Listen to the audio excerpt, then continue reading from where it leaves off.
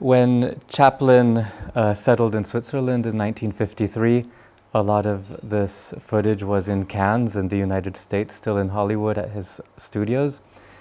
So it was quite expensive to ship back, so they couldn't ship everything back.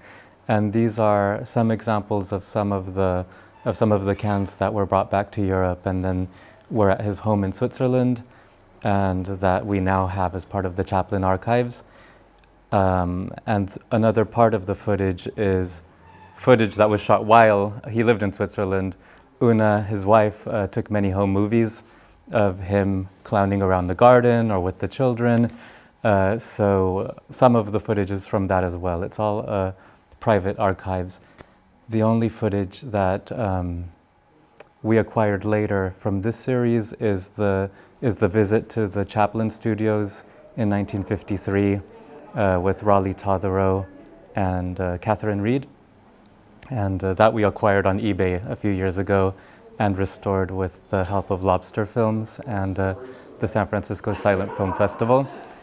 It isn't seen often because it's generally the films that are shown, and we make it available when, our office represents the Chaplin family, so when somebody wants to make a documentary film on Charlie Chaplin, for example, once we have all the details, we ask the family for their approval, whether or not we can participate in the project or make materials available.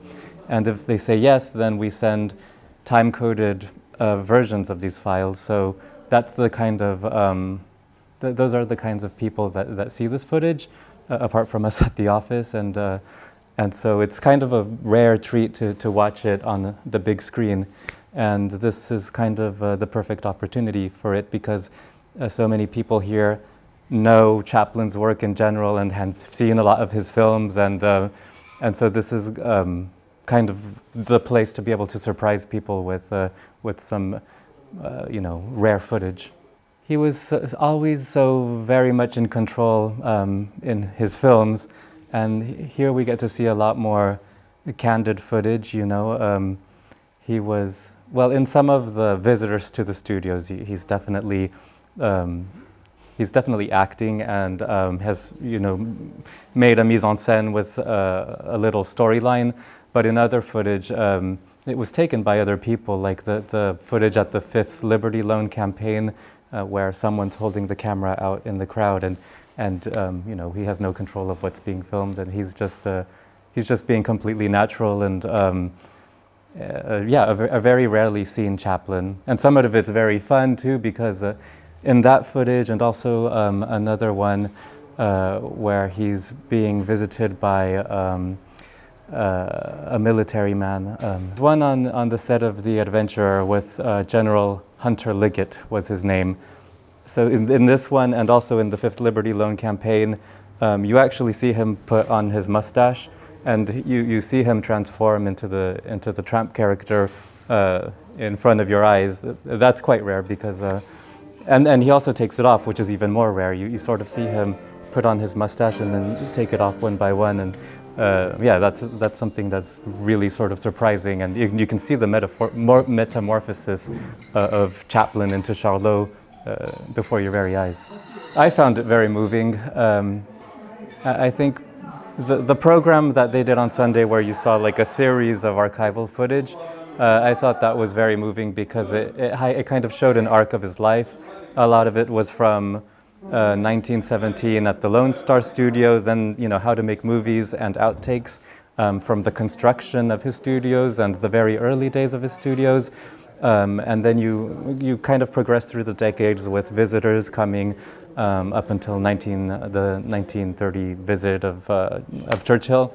And then you go into the 50s with he's no longer in the studios and you're visiting them completely empty, but you've memorized the different studio spaces after having watched all of these outtakes and how to make movies, so you're seeing it in a completely new light.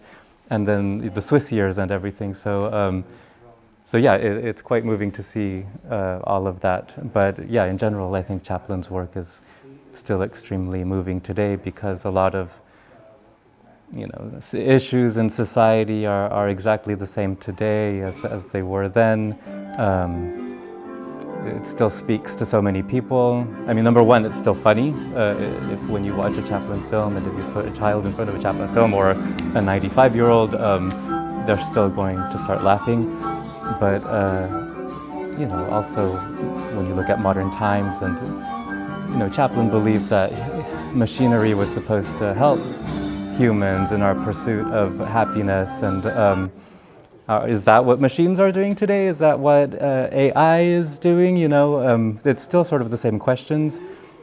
And The Great Dictator too, you know, you're still seeing rises of nationalism everywhere, and the final speech from that film is constantly going viral, and I think that's for a reason as well.